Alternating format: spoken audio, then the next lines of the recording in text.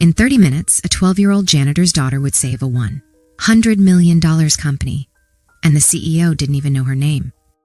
Richard Donovan, CEO of Donovan Industries, was sweating through his $3,000 suit. A French delegation was arriving in less than an hour, and his only translator had just canceled. Without that translator, he would lose a $100 million medical technology deal. That deal meant 200 jobs. Losing it meant the company collapsing. His assistant, Jennifer, tried everything. "No one is available, sir. It's a holiday." And they demanded French only. Richard felt his world closing in. There has to be someone in this city who speaks French. Then a small voice came from the hallway. "Dad, you forgot your wrench." Richard looked up sharply. A 12-year-old girl stood there, Amelia Williams, the janitor's daughter. She spoke to her father in perfect French. Calm, clear, natural. Jennifer whispered, stunned. "That's Joseph's daughter. She just came to pick him up." Richard stared at the girl, shocked by her fluency. "Joseph, your daughter speaks French?" Joseph nodded shyly. "She taught herself online. She talks to French tourists at the museum. They say she speaks like a native." Richard knelt to Amelia's eye level. "Amelia, I need a translator for a very important meeting in 40 minutes. Would you help?" Instead of fear, Amelia's eyes filled with curiosity.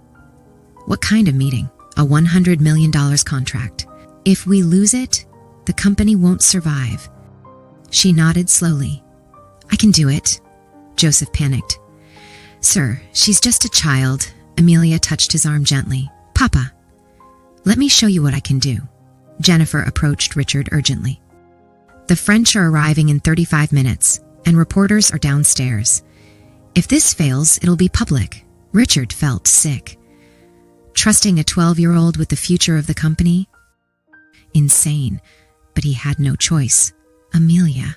These men are demanding. They test translators. They use technical terms. "I know," she cut in gently. "I read about them today. Mr. Dubose lost his daughter in a medical accident. That's why he invests in better technology." Richard froze. "You researched them?" "During lunch," she said simply. She also spoke German, Spanish, Mandarin, and corrected Jennifer's French technical documents in seconds. Joseph looked down. "You never asked about her, Mr. Donovan. To you, we were invisible." The words hit Richard like a knife. Minutes later, the French executives arrived in the lobby. Amelia stepped forward confidently and greeted them in elegant, flawless French. "Bonjour, monsieur. Welcome. I hope your trip was smooth." The men froze. Stunned. Their cold expressions melted instantly when they heard her accent. "Mon Dieu," whispered Mr. Dubose. "You're French." "It is perfect. Where did you learn this?" "My grandmother," Amelia said softly. "She always told me French is the language of the heart." Then she smiled gently. "My name is Amelie, sir. Like your daughter." Dubose stopped breathing, his eyes filled with tears. That single moment changed everything. Inside the conference room, Amelia translated every detail with precision far beyond her years.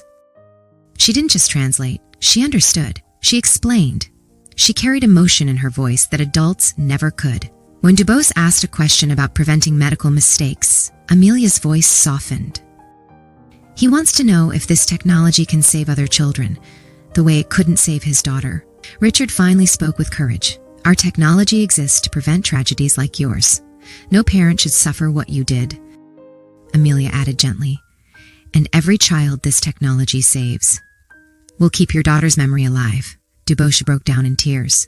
At the end, he said, "Mr. Donovan, we will not invest $100 million. We will invest $200 million. And we want Amelie as our project's global ambassador.